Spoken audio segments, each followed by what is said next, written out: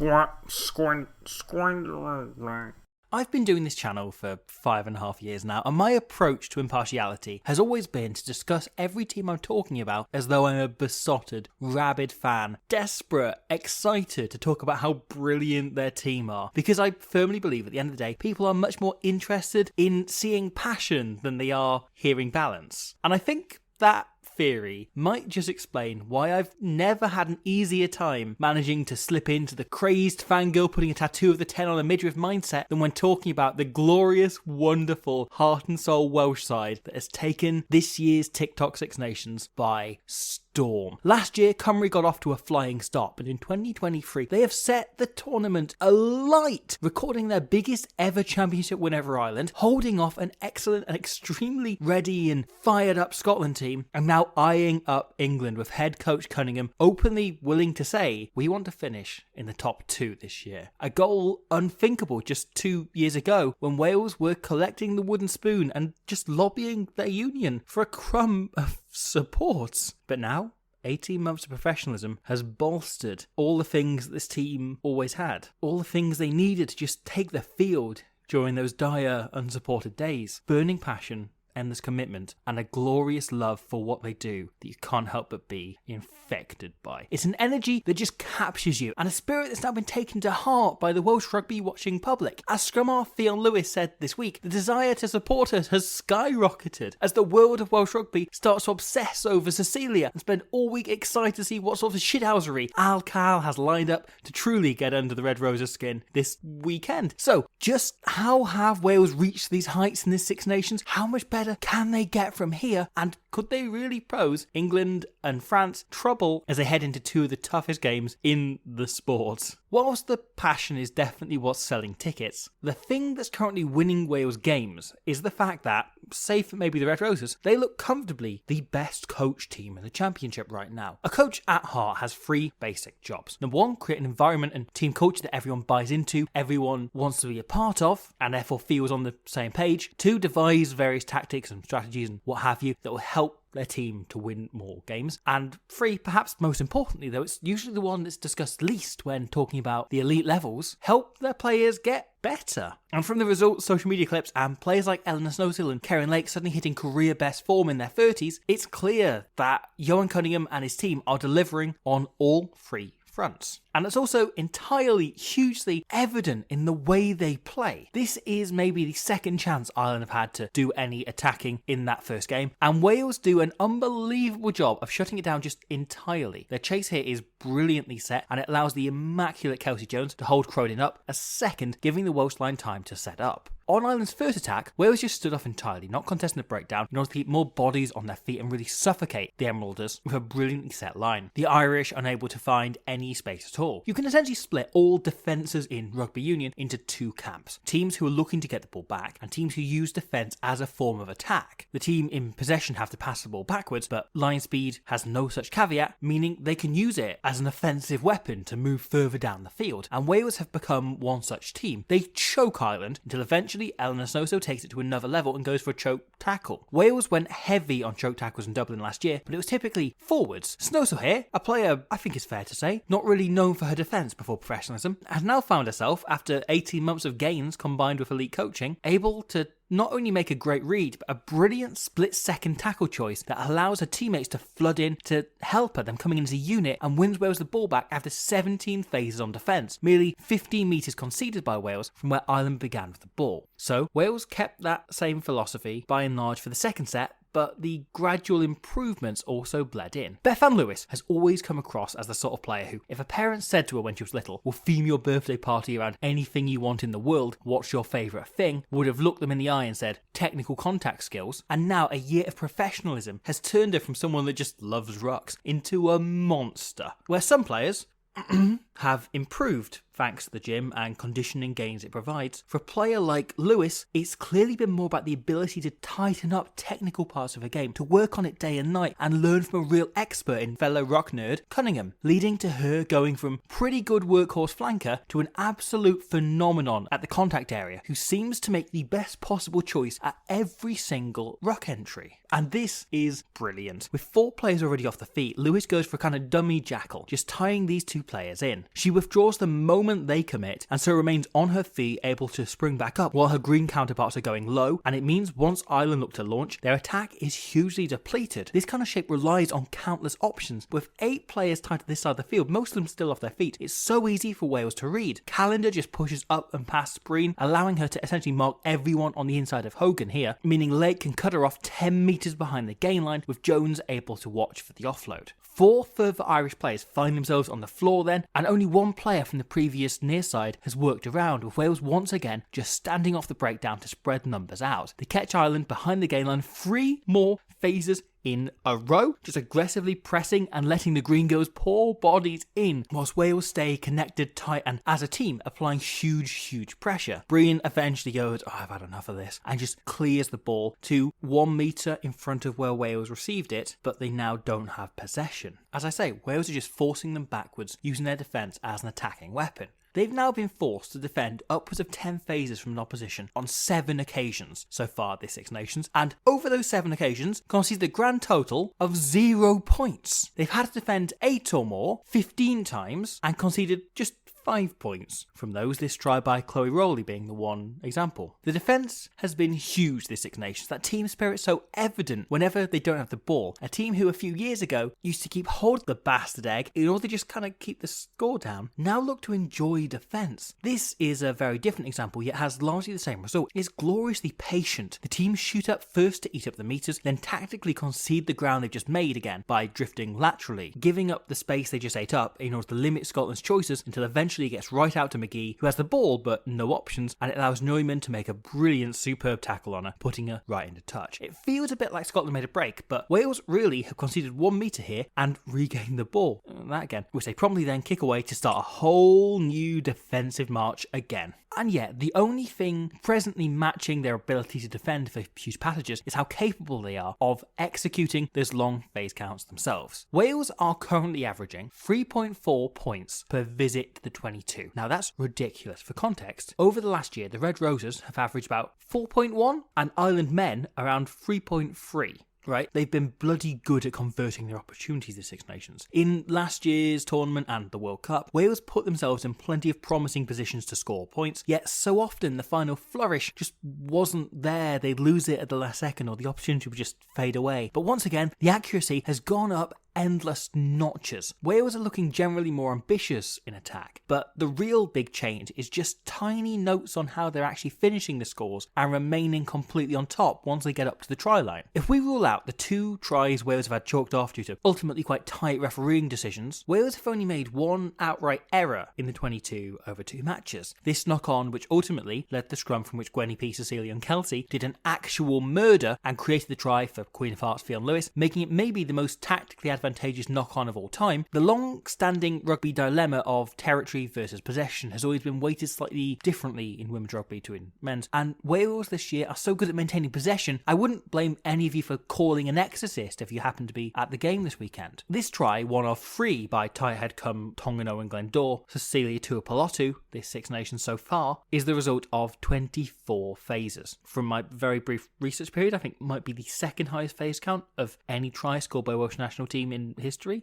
Maybe, don't quote me on that, but as far as I could find. And more importantly, it perfectly demonstrates everything Cunningham has been putting into place. After Kite takes it in here, Snowsill sets up and looks to play Wales' regular shape, which is actually pretty simple. The idea is you crash up around the middle, try and make momentum, try and make meters, in this kind of zone. Then if that stops happening, the moment momentum ceases, you go wide in order to reach an edge to just reset the attack. Defending from a touchline means the opposition defence is stretched as thin as it ever will be, and it allows Snowsill et al. To pick holes and send runners into areas where that stretched out fabric of the defence makes the garment kind of most evident that the stretch holes are there, most evident that maybe you should be buying a size up. And once they hit those holes, it allows the attack to narrow more central, to try and keep the pound on until something opens up wider. They've got a clean chance to attack opening up elsewhere, or shape and momentum is lost again. In which case they go out to an edge and they reset again. It's simple but effective. The wide game acting as a safety blanket for the power game, and the power game opening opportunities for the wide game. So Snowsill sends Lewis into violence, and Cecilia Tuapolotu then sets off for the first of her 5 carries in one passage of play. She's a tight head prop who's also dominating the scrum, by the way. Just to mention, she's essentially 3 players in one. Wales play off 10, but last second as Calendar looks to carry, Kerryn Lake calls it out as she reckons reckons she can draw Smith, which she does, and Kai unleashes Williams-Morris, who can get Wales past the 10-metre line before Evans then carries. The pattern begins again now they're on this edge, with quick ball to play off. Snowsill spots the seam in the stretched out dress, and whilst Kelsey Jones hits the line perfectly, the ball kind of bobbles behind her, but don't worry, Wales' Mum of the Year 2023 is there to tidy it up, and sure enough, with it now messy, Wales go wide. Hannah Jones does her patented thing of thinking about passing, then deciding that would be daft and going herself instead, and it allows Wales to reset from the edge once more. They're set into a 1-3-2-2 pattern, but a smart addition this year has been diagonal lines, kind of more dynamic angles being chosen, such as this from Jones, buying them so much more momentum than a straight up carry like Pearce does here, yet it still gets them going forward, and Snowsill senses things have started to open up. Neumann lingers for the inside ball, a move that anyone who's ever seen Ellen Snowsill play before knows she loves. This is a real threat when she's about. Scotland found it out last World Cup as well, so it holds the Scottish defence. Gallagher slows her line speed to watch her, and with Scotland now watching narrow, Wales goes super wide. Their second runner, other than Snowsill, is in line with Scotland's last defender, meaning that Evans just has to straighten and give, and whilst the pass doesn't quite hit its target, it still gets Wales on the front foot, and she reloads instantly to deliver a superb ball to put Jones, making her third carry, over the gain line. Callender's clear out is brilliant, and Tuipulotu carries again, allowing the front foot ball that Snowsill once again wants to play off. It's a double dummy switch where the pop eventually comes. Just simple rugby in the end, you know. But it allows Wales to just totally overload an inexperienced centre. And Karen Lake, who I just want to emphasise, right? For anyone that doesn't follow this team closely, Karen Lake once played a game of top flight rugby 5 weeks after giving birth. She's bloody superhuman, and so it's no surprise here that she explodes through contact and gets an offload away like Sonny Bill if he was a more physically impressive athlete. Williams-Morris can then link up with her captain, Philippa Tuttiett loses it on commentary. Trying to make sure this is going. And Wales have now stretched the Scottish defence so thin, they're right up to the 10-metre line. But where some teams might look to overcomplicate things with a 1-2 wide punch or try and overplay the moment they get within the territory, Wales remains super patient now. Lewis and then Evans carrying to get them solidly remaining going forwards. In fact, such has been Wales' ability to build on their own momentum, this is the first time in 14 phases that Scotland are able to prevent Wales crossing the gain line, and the first time in 6 where they've even been able to get off the line and apply any line speed at all, rather than merely soaking up the Welsh pressure. And so, as usual, Wales seek to go wide so they can reset the line, but the pass to Lake is off, yet because she's Karen bloody Lake, she can bulldoze through the tackles and somehow get up to the line. She's incredible and playing the best rugby of her career this year. Cecilia carries again, and they get it wide to Harries, who is stopped short, so they reset once more. Throughout the entire first half, Scotland were running a beautiful photocopy of the oldest trick in the book, pinning Wales into the ruck on near every single tackle where Wales went remotely high, went remotely above kind of waist height, brilliantly yet subtly and sneakily squeezing penalties out of Welsh players through essentially no fault of their own. And then, as shown in the W's exceptional, it's really great, well worth watching, Her Story series, Cunningham delivers this speech at half time. Moving the body, not the ball, tackling, not rolling, okay?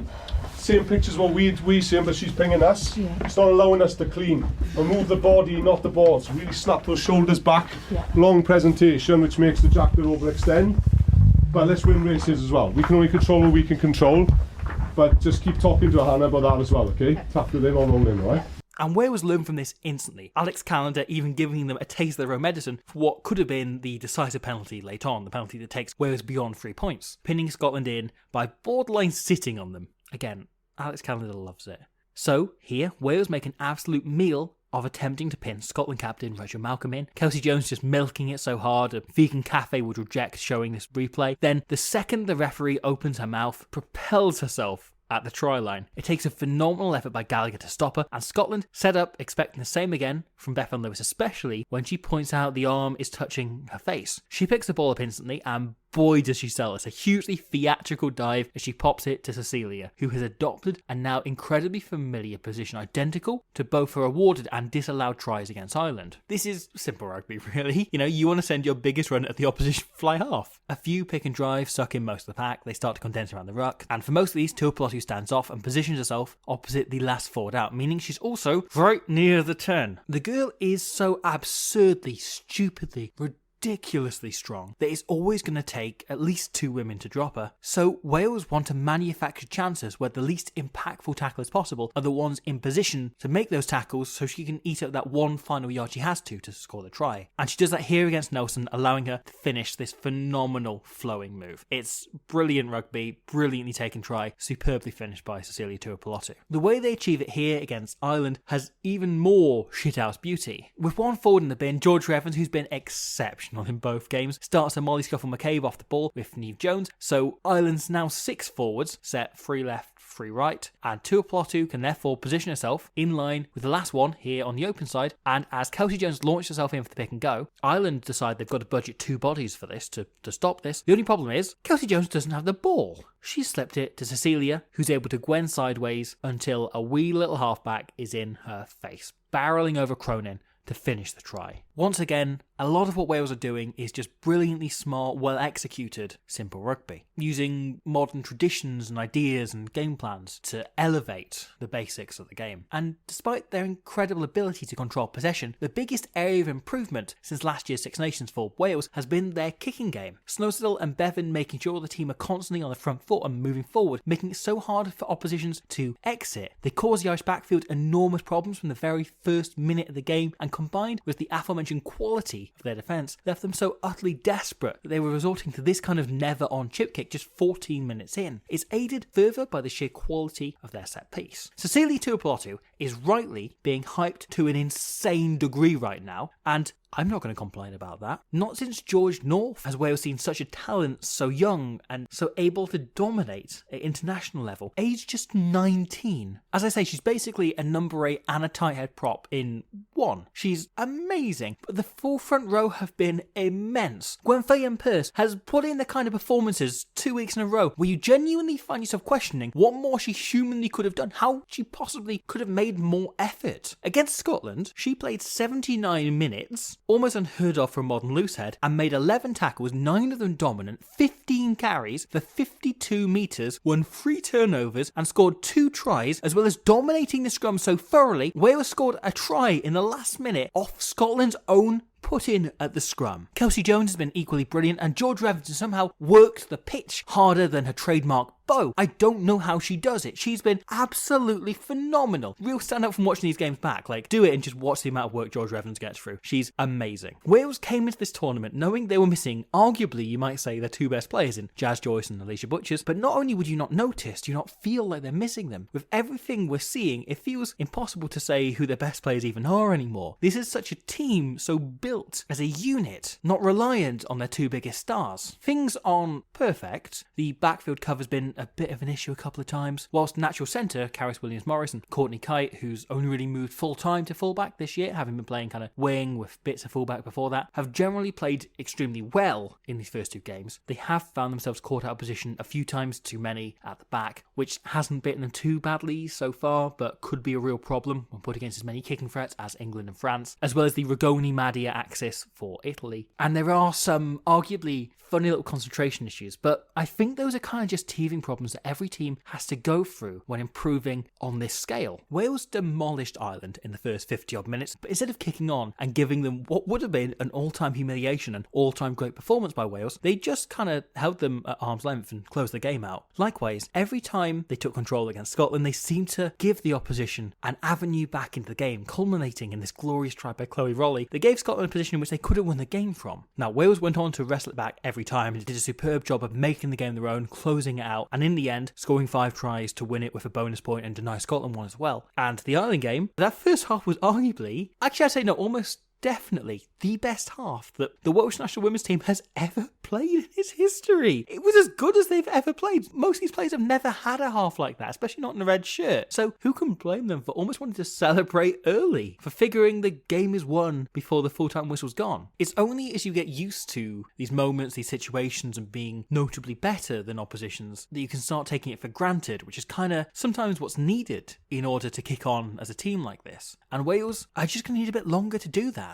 However, they now head into a game where they'll require, let's say, a hell of a lot of concentration as they take on the Red Roses, the only team in rugby history so good that they remain top of the world rankings after a World Cup without winning it. They're that level of good. Beating the defending champions is a task that 2 years ago seemed genuinely impossible for Wales. That a year ago, just as performance director Nigel Walker's long-term goal of wanting to challenge for the 2025 World Cup, incredibly optimistic. But now, I think success for Wales on Saturday is not necessarily as black and white as winning or losing or even about picking up bonus points, but I think it's more about whether or not they can get into a position where winning looks possible, to get into a position from which they could hypothetically have kicked on and won the game if X or Y went their way, if they're not able to hold it out. Saturday is primarily about showing themselves that this unbeatable force they've built up, the Red Roses, can bleed. They can take blows. They can take them most notably from us, and they can, with 2025 in mind, be beaten. Because ultimately, that's where all of this is headed. I think the last time Wales as a nation fell this hard in love with rugby team was 2011, when a young camp stuffed with spirit overcame the odds to become one of the key stories of 2011 and make a Welsh nation truly believe we could win the World Cup. Warburton, Lydia, Faletau, Foxy, Jamie, George and Lee etching their names into Cymru hearts forever. And this is a generation of Welsh players perfectly set up to do the same. Superbly coached, impossibly passionate and endlessly inspiring. They're a team to not just follow, but adore. An obsession for a generation now just taking hold, and the team we could all be talking about for decades to come, especially if they once again give us that hope that they could win a World Cup. They're a team that'll make rabid fangirls out of all of us.